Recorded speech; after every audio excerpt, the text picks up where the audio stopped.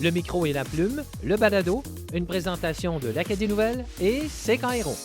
Le micro et la plume, édition lendemain de veille électorale. Michel Jacob en compagnie de François Gravel. Bonjour François. Bonjour Michel, un nouvel épisode du micro et de la plume. Très heureux de te retrouver encore une fois. Ouais. Un spécial élection.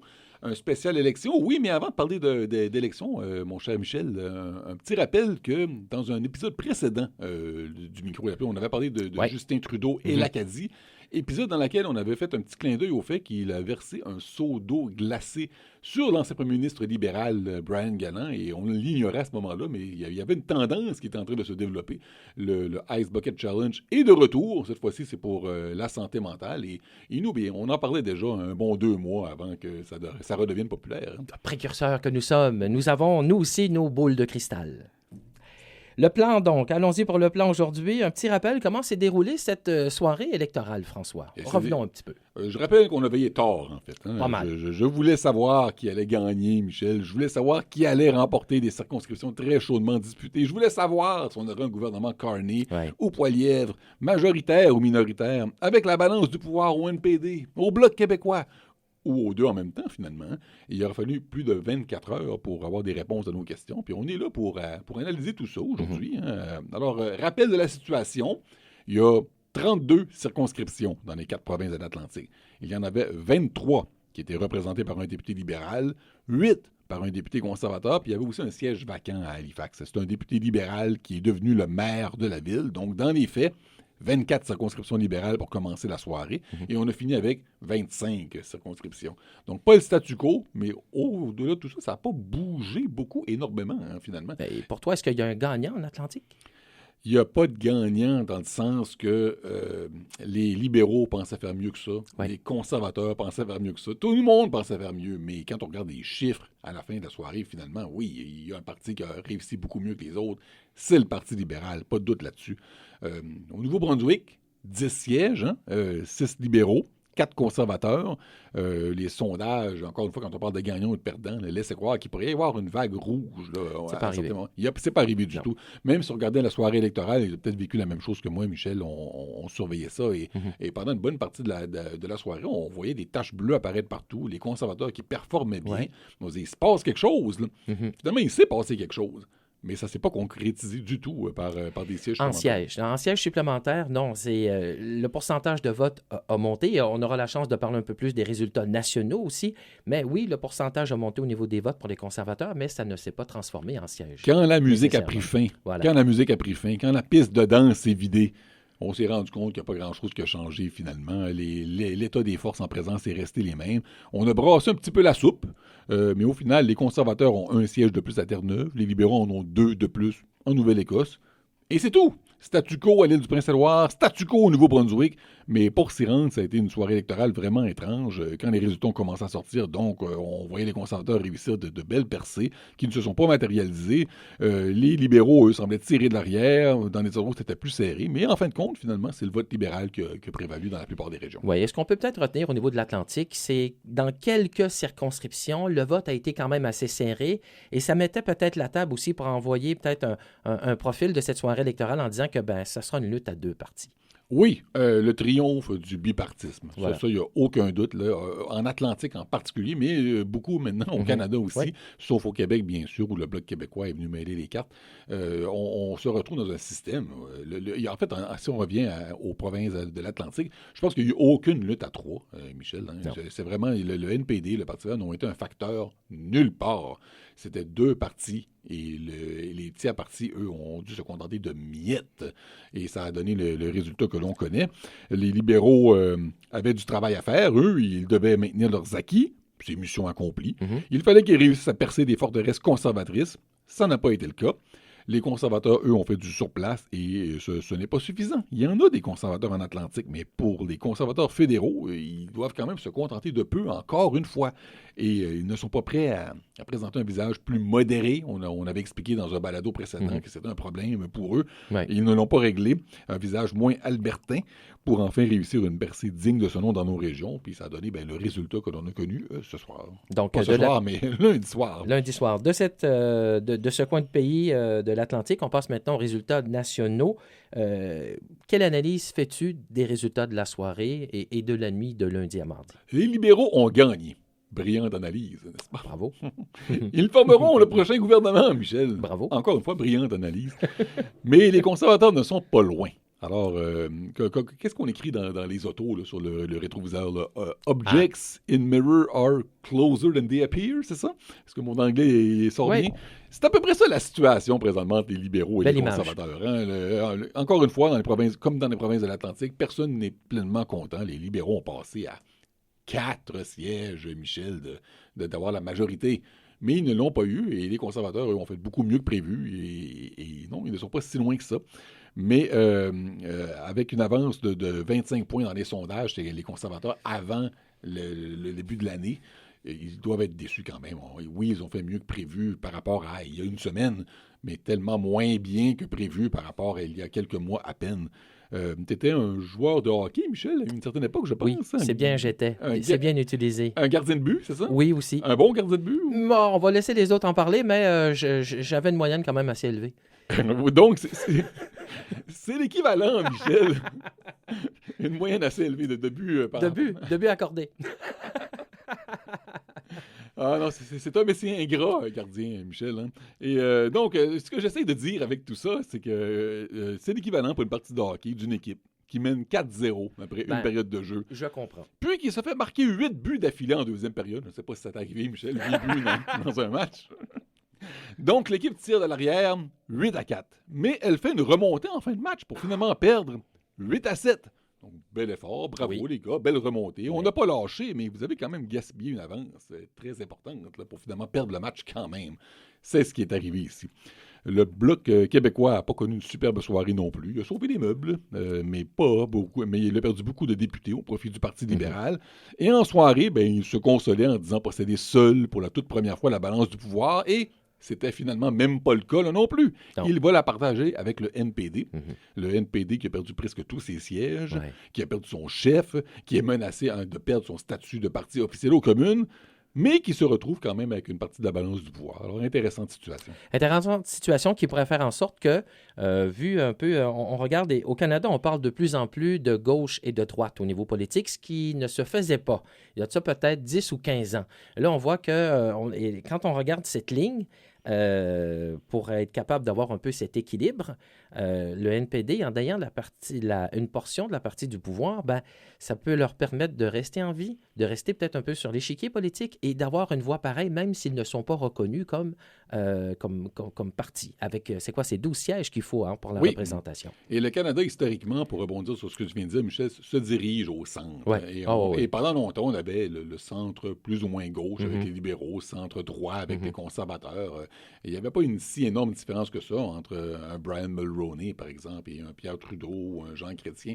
Il y avait des nuances, bien sûr, mais là, c'est de moins en moins le cas avec le Parti conservateur qui penche beaucoup plus à droite maintenant. Ouais. Et le gouvernement Trudeau qui, lui, penchait très à gauche avec l'appui du NPD. On va voir Mark Carney, par exemple, qui, lui, s'est engagé à ramener tout ça plus au centre. Qu'est-ce que ça va donner? Oui, donc, analyse au niveau national. Si maintenant, on pouvait peut-être décortiquer, aller faire un tour dans les deux partis, les deux partis majeurs au Canada.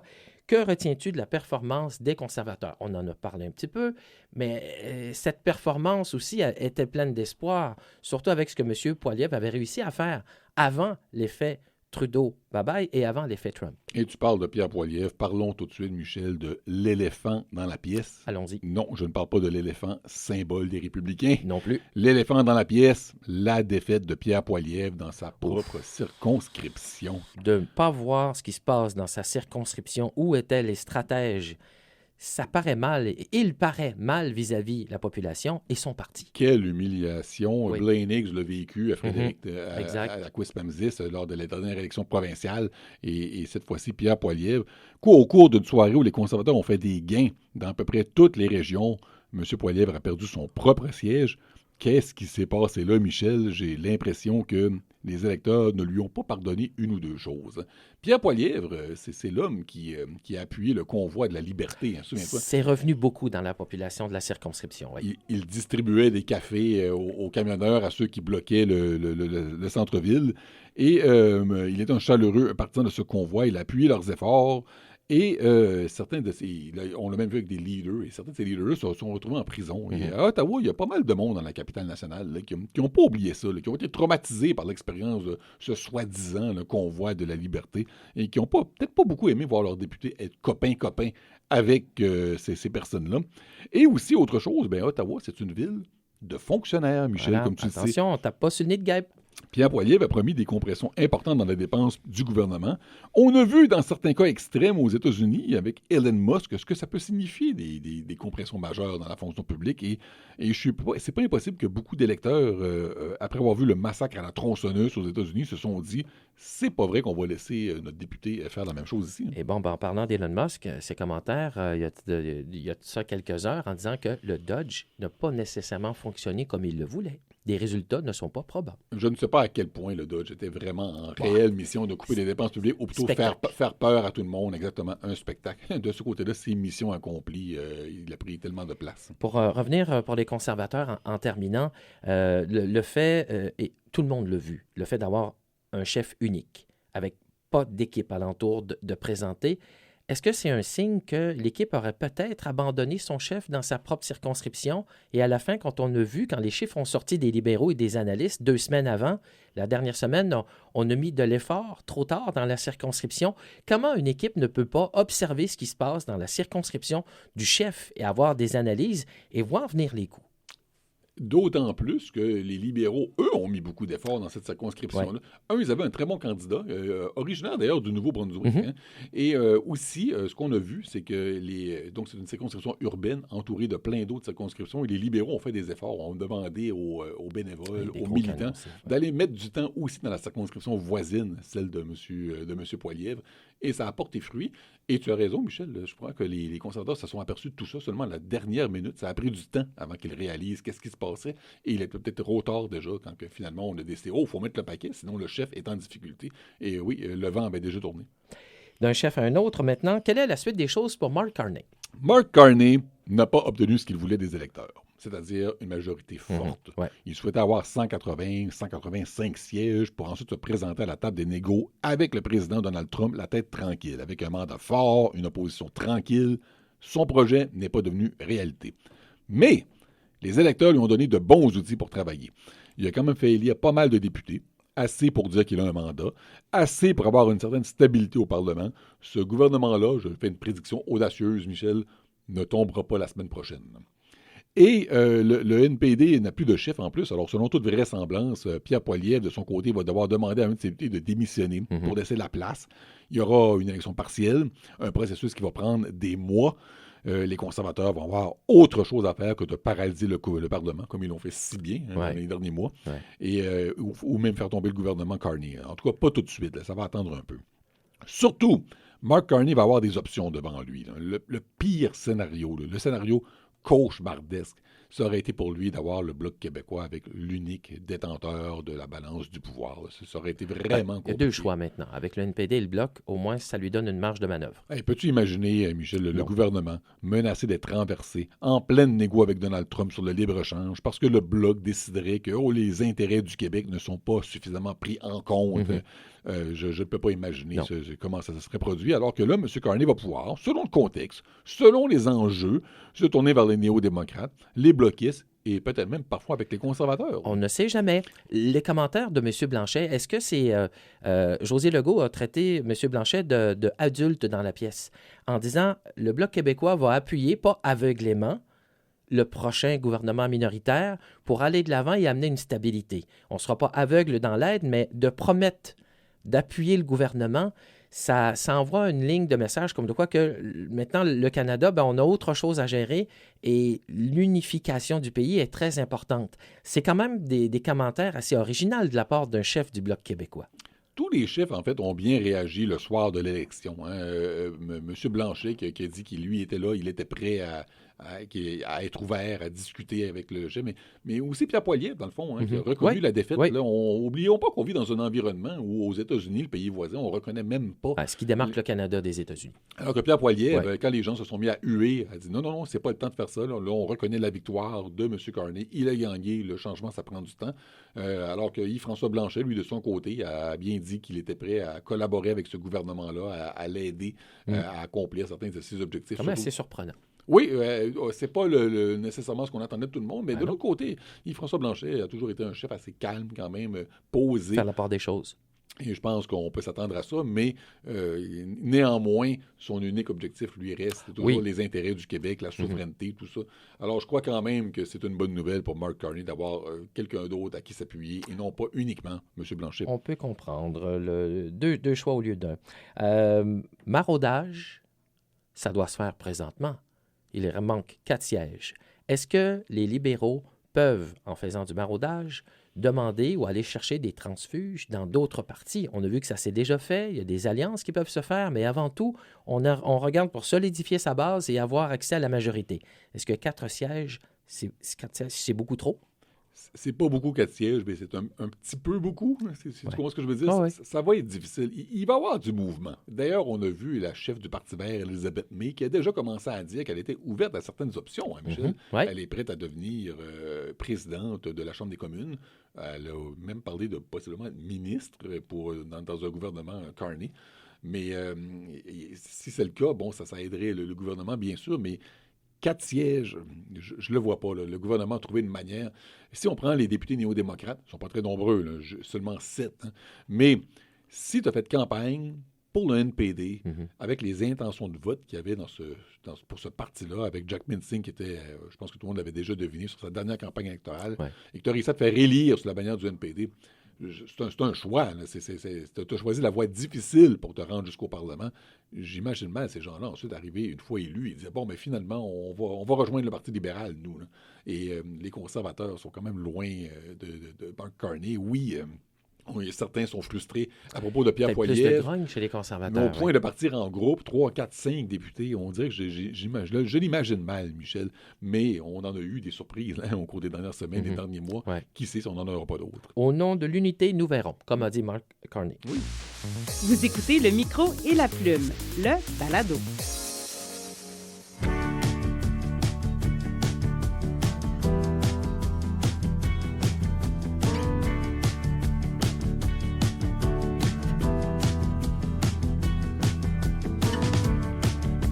Staring at the sunset off the coast of Labrador. The wind blew through here, it told me you'd be here forever. But you lied. C'est sur un ton de musique que nous revenons. On vient d'entendre David Miles, et ce qui nous amène à revenir en Atlantique, François. Quelles luttes ont retenu ton attention pendant la soirée électorale? Intéressant pour David Miles, le député libéral élu dans Fredericton-Romocto. Lors de notre dernier balado, j'explique ça à nos auditeurs, Michel, je t'avais demandé, j'avais dit, pourquoi est-ce qu'on ne jouerait pas quelques secondes d'une chanson de David Miles pour le présenter? Et tu m'avais expliqué que non, ça ne se fait pas. Pendant la campagne électorale, la radio, on est assujetti à certaines règles de ne pas diffuser des caractères, des pièces, justement des interprètes artistes si ils font campagne électorale. Donc, ça a déjà arrivé au Nouveau-Brunswick, ça a déjà arrivé aussi, on avait des chroniqueurs au niveau municipal qui participaient à nos émissions ici à la radio CKRO. Donc, on doit faire une pause pendant la campagne électorale, de ne pas donner plus de fenêtres qu'à d'autres candidats. Parce que dans le fond, c'était un peu comme une publicité électorale. Voilà. Alors maintenant, la campagne est terminée. C'est pour ça qu'on a pu entendre quelques secondes de David Miles, le chanteur, qui a remporté une victoire, mais ma foi, décisive. Plus de 14 000 votes d'avance dans Fredericton. Je t'avais raconté... Fredericton, oui. Je t'avais raconté dans un épisode précédent de notre prestigieux balado du micro et de la plume, mais Michel, que j'avais plusieurs sources qui m'affirmaient que lors de l'élection provinciale, que Blaine Higgs était en danger dans sa circonscription et que j'avais été sceptique, que je n'y croyais pas trop et jusqu'à ce qu'effectivement il soit battu, j'ai été dit, je devrais peut-être écouter mes sources un peu plus. Il m'est arrivé un peu la même chose avec Ah. Fredericton Oromocto. Alors, faut voir les... J'ai eu un avertissement la semaine prochaine, une source bien au fait, la semaine passée par contre, une source bien au fait de la campagne en Fredericton Oromocto qui m'a dit le vote libéral va être fort à Fredericton. Wow. Ça sera même pas serré. Et je me suis dit, bon, ben encore une fois, dans le feu de la campagne, Ah, c'est les sondages. Ouais, ces libéraux-là, Ouais. ils se croient, ils cognent aux portes, les gens leur disent ah, vous êtes bons, puis voilà, ils pensent qu'ils vont gagner facilement. Ça va être serré quand même. Eh bien non, encore une fois, ça a été une victoire, dans ce cas-ci, à sens unique. Un massacre, Michel, je dirais. Peut-être qu'on aurait dû le voir, peut-être que j'aurais dû le voir venir, en fait. On parle après tout d'une circonscription qui a eu lieu en 2019, la toute première députée verte fédérale c'est vrai. à l'est de la Colombie-Britannique, Jenica Atwin, avec un historique comme celui-là, avec le recul, peut-être que on aurait dû deviner que c'était pas la formule Poilievre qui était la bonne pour conquérir cette circonscription-là. La lutte a été cependant pas mal plus serrée dans Miramichi, Grand Lake. Une victoire, oui, extrêmement serrée de Oui. l'ancien député provincial, progressiste conservateur Mike Dawson, devenu député fédéral. Je voyais dans cette circonscription un lieu qui était prenable pour les libéraux. Je croyais les conservateurs vulnérables avec le départ du député sortant et ancien ministre de Blaine Higgs, Jake Stewart. La chicane était prise dans le bureau de circonscription, des allégations d'environnement de travail toxique, ce qui est rarement une bonne formule, comme tu le sais, pour avoir une équipe motivée et capable de faire sortir le vote. Et pourtant, les conservateurs ont gagné tellement que je pense, Michel, qu'il va peut-être falloir, dans nos analyses, cesser de voir Miramichi Grand Lake comme étant un endroit où les libéraux peuvent potentiellement faire un gain et de plus en plus considérer le comté comme étant favorable aux conservateurs. Pas une forteresse imprenable, Non. mais qui n'est pas nécessairement certainement pas acquise aux libéraux. La libérale Lisa Harris, une ancienne ministre de Brian Gallant, est quand même passée proche. Faut cesser de croire, par contre, que les libéraux partent favoris. Je me demande quand même, avec le recul, si Mark Carney, au lieu de faire campagne dans une circonscription remportée avec son candidat, qui a fini avec 14 500 votes d'avance dans Fredericton Oromocto, n'aurait pas été mieux de passer quelques heures dans la Miramichi. Qui sait si ça ne lui aurait pas permis d'aller chercher un précieux siège de plus. Voilà, ça pourrait en tactique politique. Tu t'es aussi intéressé, François, aux résultats dans Saint-Jean-Rothsay. Il y a une chose que j'ai apprise au cours des années, Michel, et c'est de ne jamais compter le député libéral Wayne Long pour battu. L'expérience. Chaque élection, les conservateurs pensent qu'ils peuvent gagner la circonscription de M. Long. C'est Saint-Jean-Kennebécassis, ça s'appelle maintenant. Ouais. Et à chaque élection, il s'y casse les dents. En plus, cette fois-ci, il y a eu un redécoupage de la carte électorale et ça devait défavoriser M. Long. Il y a des quartiers de Saint-Jean qui avaient voté libéral aux dernières élections et qui l'ont perdu, qui ont changé de circonscription. M. Long a gagné quand même. Et en plus, il l'a emporté contre Melissa Young, qui avait été choisie par le Parti fédéral sans investiture. Donc, on voyait au bureau de M. Poilievre en elle une candidate vedette, peut-être une future ministre dans un gouvernement Poilievre. Elle a perdu et ça n'a même pas été serré. Maintenant, un petit retour avant la question à l'éditorialiste sur les circonscriptions acadiennes. Je ne sais pas si tu te souviens ce que j'avais dit, Michel. Si les conservateurs causent la méga surprise et gagnent Acadie Batters, beau séjour au Madawaska-Restigouche, je te sors de ton lit, peu importe l'heure de la nuit, et on enregistre en catastrophe un balado d'urgence pour essayer d'expliquer mais qu'est-ce qui a pu se produire? Eh bien, on n'a pas eu besoin d'enregistrer. On a bien dormi. On a très bien dormi. Pas de balado d'urgence. Les libéraux l'ont remporté facilement, comme prévu. Dominique Leblanc, réélu. Serge Cormier, réélu. Guillaume Deschênes-Thériault, élu pour une première fois dans Madawaska-Restigouche. Mais salutations à son adversaire, le conservateur Michel Morin, qui a fait beaucoup mieux que prévu. Il y a même eu une courte période pendant la soirée électorale où on s'est demandé s'il allait réaliser l'impossible. Là. On se posait des questions, mais il a finalement dû s'avouer vaincu. Petite question en terminant. Avec 4 mandats de suite, est-ce qu'il pourrait y avoir des responsabilités accrues pour le candidat Cormier dans Acadie Batters? M. Cormier a l'expérience, il a les compétences, mais il est aussi dans la même province que Dominique Leblanc, qui prend tellement de place là-dessus. Et tout est possible, là, mais Ginette Petitpas-Taylor a été nommée ministre par Justin Trudeau, et elle a été nommée ministre aussi par Mark Carney. Ça veut dire qu'elle a donc des compétences, mais aussi les chefs...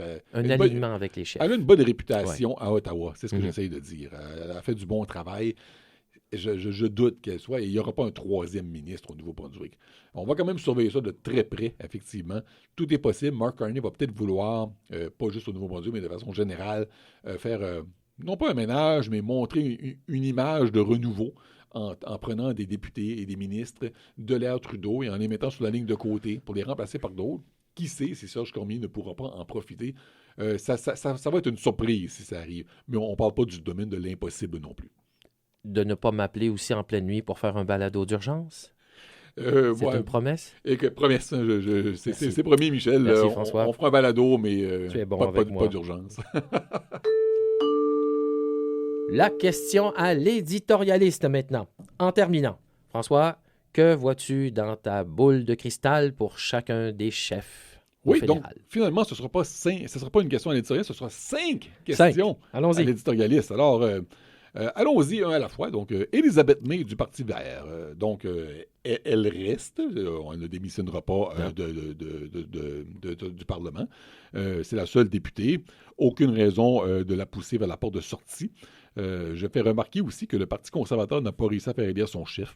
Le NPD n'a pas réussi à faire élire son chef. Mais le Parti vert, lui, y est arrivé. Alors, ça reste un exploit à souligner. Mme May peut donc pouvoir rester chef du Parti vert aussi longtemps qu'elle le souhaitera. Mais la seule question, c'est elle, est-ce qu'elle le souhaite, rester chef du Parti vert?